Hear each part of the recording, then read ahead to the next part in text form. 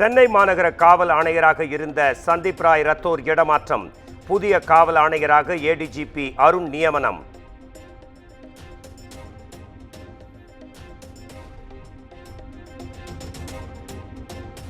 சென்னையில் பகுஜன் சமாஜ் கட்சியின் மாநில தலைவர் ஆம்ஸ்ட்ராங் கொல்லப்பட்ட நிலையில் காவல் ஆணையர் மாற்றம். சட்டம் ஒழுங்கு குறித்து பல்வேறு விமர்சனங்கள் எழுந்த நிலையில் சந்தீப் ராய் ரத்தோர் காவல் பயிற்சி கல்லூரி டிஜிபியாக நியமனம்.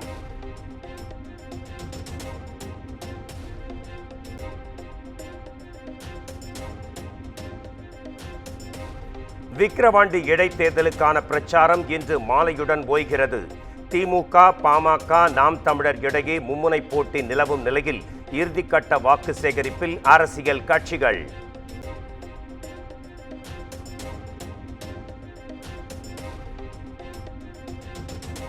விக்கிரவாண்டி தொகுதி இடைத்தேர்தலுக்கான முன்னேற்பாடுகள் மும்முரம். நாளை மறுநாள் தேர்தல் நடைபெறும் நிலையில் தீவிர கண்காணிப்பில் தேர்தல் பறக்கும் படையினர்.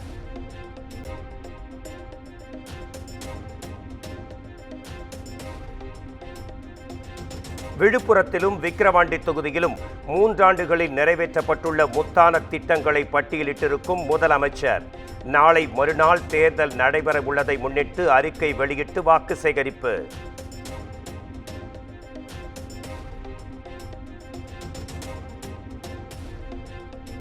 விக்கிரவாண்டி இடைத்தேர்தலை முன்னிட்டு திமுக வேட்பாளரை ஆதரித்து பல்வேறு பகுதிகளில் உதயநிதி ஸ்டாலின் பிரச்சாரம்.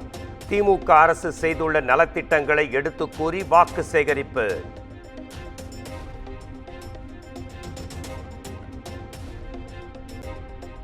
அதிமுக முன்னாள் அமைச்சர்கள் மீதான குட்கா முறைகேடு வழக்கை சிறப்பு நீதிமன்றத்திற்கு மாற்றி சென்னை சிபிஐ நீதிமன்றம் உத்தரவு.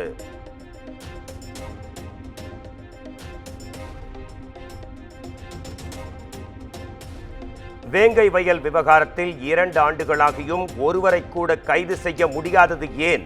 தமிழக காவல்துறைக்கு சென்னை உயர்நீதிமன்றம் கேள்வி.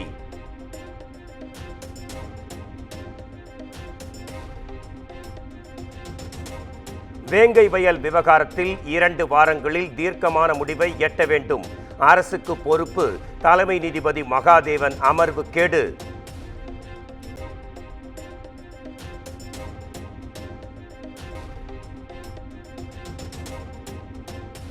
கோவை மேயராக இருந்த கல்பனா ஆனந்தகுமாரின் ராஜினாமா கடிதம் கோவை மாநகராட்சி மன்ற கூட்டத்தில் ஒருமனதாக ஏற்பு. புதிய தேர்தல் நடைபெறும் வரை துணை மேயர் வெற்றி செல்வன் பொறுப்பு மேயராக பதவி வகிப்பார் என அறிவிப்பு.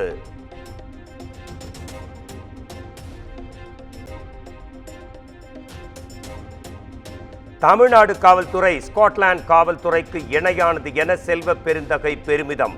அடுத்தடுத்து அரசியல் படுகொலை தமிழகத்தில் சட்டம் ஒழுங்கு சீர்குலைவு என எதிர்க்கட்சிகள் விமர்சித்து வரும் நிலையில் புதிய விளக்கம்.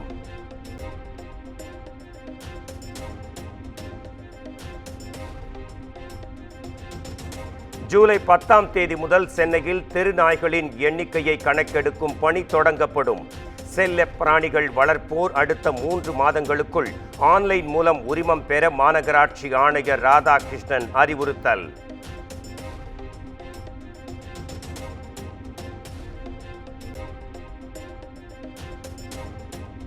கள்ளக்குறிச்சி அருகே வட தொரசலூர் கிராமத்தில் சிறுமிகள் உள்பட 7 பேருக்கு எலிக்காய்ச்சல் உறுதி செய்யப்பட்டதால் பெரும் பரபரப்பு.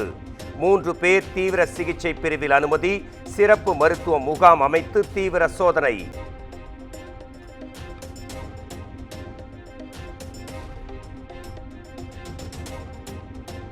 மூன்று புதிய குற்றவியல் சட்டங்களை எதிர்த்து சென்னை உயர்நீதிமன்றத்தில் அனைத்து வழக்கறிஞர்கள் சங்கம் சார்பில் புறக்கணிப்பு போராட்டம்.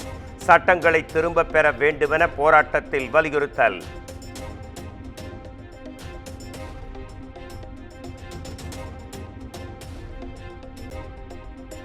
மீன்களுக்கு உரிய விலையை நிர்ணயம் செய்ய வலியுறுத்தி ராமேஸ்வரம் மீனவர்களின் வேலை நிறுத்த போராட்டம். 700க்கும் மேற்பட்டோர் போராட்டத்தில் ஈடுபட்டிருப்பதால் வெறிச்சோடிய துறைமுகம்.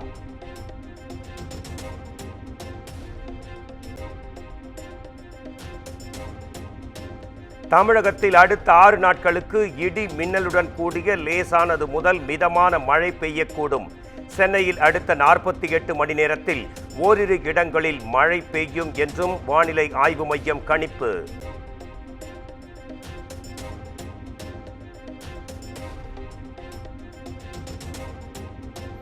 தாய்லாந்திலிருந்து சென்னைக்கு விமானத்தில் கடத்தி வந்த 402 பச்சோந்திகள் மீட்பு. 67 பச்சோந்திகள் உயிரிழந்த நிலையில் மற்றவைகளை திருப்ப அனுப்ப அதிகாரிகள் முடிவு.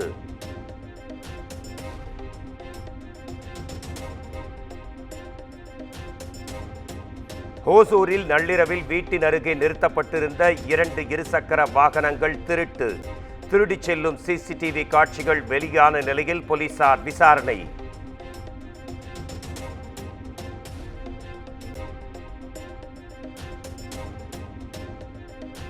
விருதுநகர் வெம்பக்கோட்டையில் நடைபெற்று வரும் அகழாய்வு பணியில் சுடுமண்ணால் ஆன காளையின் உருவ பொம்மை கண்டெடுப்பு. சுடுமண் காதணி, அலங்கரிக்கப்பட்ட சுடுமண் மணி உள்ளிட்ட தொன்மையான பொருட்களும் கிடைத்திருப்பதாக அதிகாரிகள் தகவல்.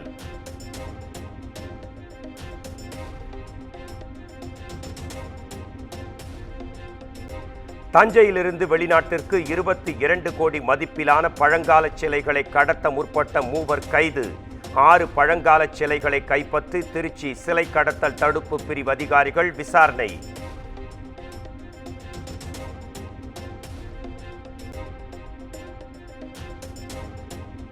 திண்டுக்கல் மாவட்டம் கொடை ரோடு அருகே சுடுகாட்டிற்கு செல்லும் சாலையை தோண்டி துண்டித்த தனிநபர். சம்பந்தப்பட்டவர் மீது நடவடிக்கை எடுக்க கோரி குழியில் இறங்கி கிராம மக்கள் அதிரடி போராட்டம்.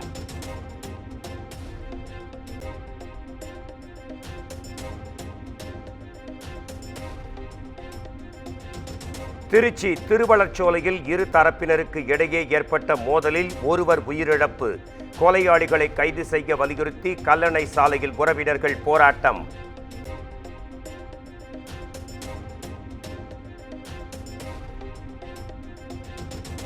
சத்தியமங்கலம் தாளவாடி மலைப்பகுதிகளில் விவசாய தோட்டத்திற்குள் புகுந்த காட்டு யானைகள் கரும்பு பயிர்களை சேதப்படுத்தியதால் விவசாயிகள் பெரும் கவலை.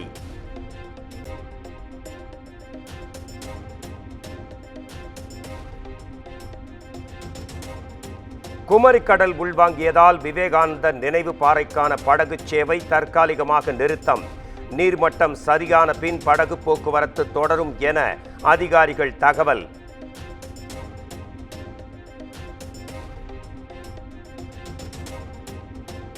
கல்லிடைக்குறிச்சி ரயில் நிலையத்தில் நிற்காமல் சென்ற நெல்லை மேட்டுப்பாளையம் சிறப்பு ரயில். அதிகாரிகளுடன் பயணிகள் வாக்குவாதத்தில் ஈடுபட்டதால் பரபரப்பு.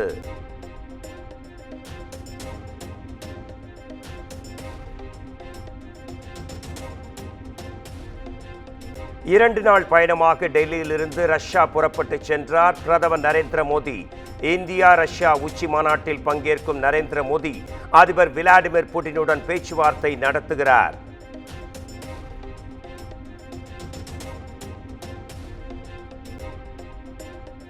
நீட் தேர்வுத்தாள்கள் மொபைல் போனில் டெலிகிராம் ஆப் மூலம் பகிரப்பட்டு பள்ளிகளில் வைஃபை பயன்படுத்தி பிரிண்ட் எடுக்கப்பட்டு விநியோகிக்கப்பட்டது. நீட் முறைகேடு வழக்கு தொடர்பாக உச்சநீதிமன்றத்தில் மனுதாரர் தரப்பு வாதம்.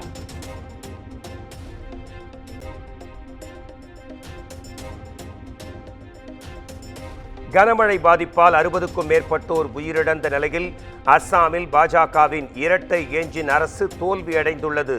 சில்சார் நிவாரண முகாம்களில் இருக்கும் மக்களை நேரில் சந்தித்த பின் ராகுல் காந்தி தனது எக்ஸ் தளத்தில் பதிவு.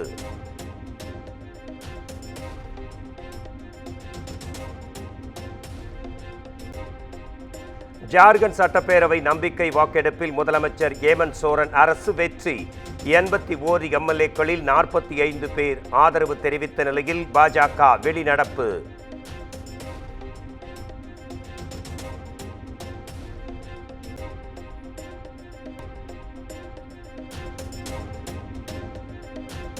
அமைச்சராக செல்வாக்கு மிக்கவராக எந்த கட்சியினராக இருந்தாலும் குற்றவாளிகள் நிச்சயம் தண்டிக்கப்படுவார்கள்.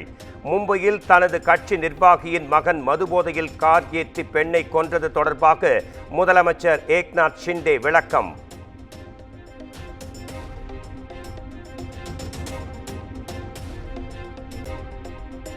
ஜாமீனில் வெளியே இருக்கும் நபர் கூகுள் மேப் தகவல்களை காவல்துறையுடன் பகிர்ந்து கொள்ள வேண்டும் என்ற நிபந்தனை ரத்து. குற்றம் சாட்டப்பட்டவரின் தனி உரிமை பாதுகாக்கப்பட வேண்டும் என்றும் உச்சநீதிமன்றம் கருத்து.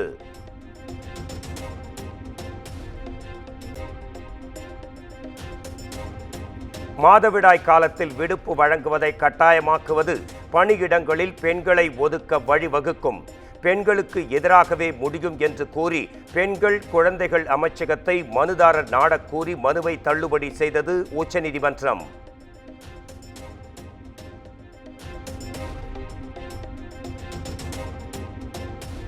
மும்பையில் வெளுத்து வாங்கிய கனமழையால் சுரங்க பாதைகளில் தேங்கிய தண்ணீர். எலக்ட்ரிக் ரயில் பாதைகளையும் வெள்ளம் சூழ்ந்ததால் மக்கள் கடும் அவதி.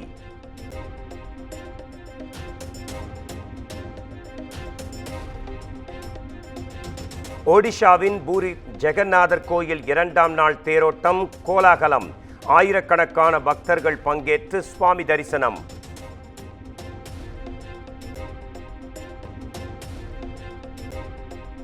பிரபாஸ் நடித்திருக்கும் கல்கி திரைப்படம் 900 கோடி ரூபாய் வசூல் செய்து சாதனை. விரைவில் 1000 கோடியை எட்டும் என எதிர்பார்ப்பு.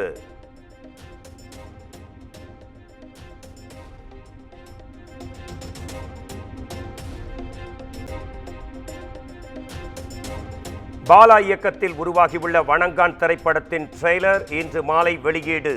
ரசிகர்கள் பெரும் எதிர்பார்ப்பு.